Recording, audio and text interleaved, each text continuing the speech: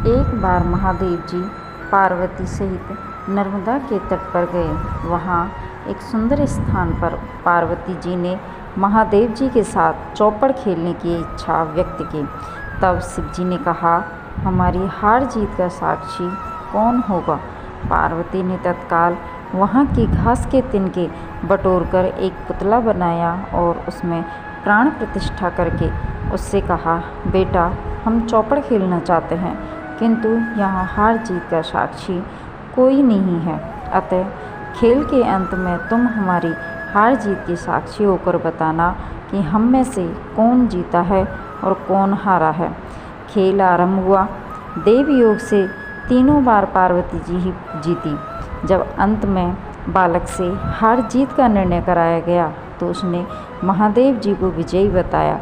परिणामतः पार्वती जी ने क्रुद्ध होकर उसे एक पाँव से लंगड़ा होने और वहाँ के कीचड़ में पड़ा रहकर दुख भोगने का शाप दे दिया। बालक ने विनम्रतापूर्वक कहा, माँ, मुझसे अज्ञानवश ऐसा हो गया है। मैंने किसी कुटिलता या द्वेष के कारण ऐसा नहीं किया है। मुझे क्षमा करें तथा शाप से मुक्ति का उपाय बताएं। तब ममता रूपी माँ को उस पर दया आ गई और वे बोली, यहाँ नाग कन्याएं गणेश पूजन करने आएंगी। उनके उपदेश से तुम गणेश व्रत करके मुझे प्राप्त करोगे। इतना कहकर वे कैलाश पर्वत चली गई। एक वर्ष बाद वहाँ श्रावण में नाग कन्याएं गणेश पूजन के लिए आईं। नाग कन्याओं ने गणेश व्रत करके उसे बालक को भी व्रत की विधि बताई। तत्पश्चात बालक ने 12 दिन तक श्री गणेश जी का व्रत किया। तब गणेश जी ने उसे दर्शन देकर कहा, मैं तुम्हारे व्रत से प्रसन्न हूँ, मनोवांछित वर मांगो।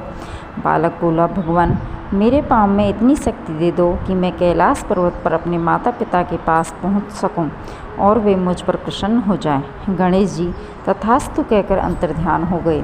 बालक भगवान शिव के चरणों में पहुंच गया। शिव जी ने उससे वहां तक पहुंचने के साधन के बारे में पूछा।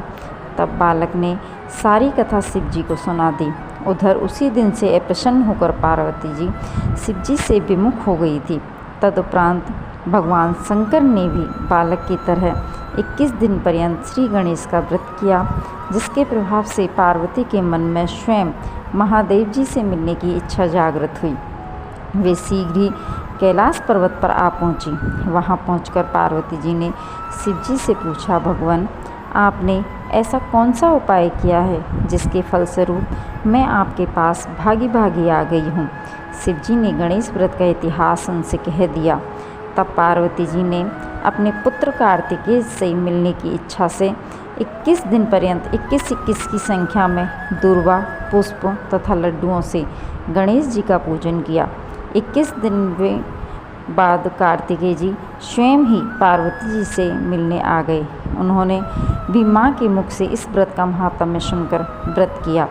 कार्तिकेय जी ने भी यही व्रत विश्वामित्र को बताया तो विश्वामित्र जी ने व्रत करके गणेश जी से जन्म से मुक्त होकर ब्रह्म ऋषि होने का वर मांगा। गणेश जी ने उनकी मनोकामना पूर्ण की।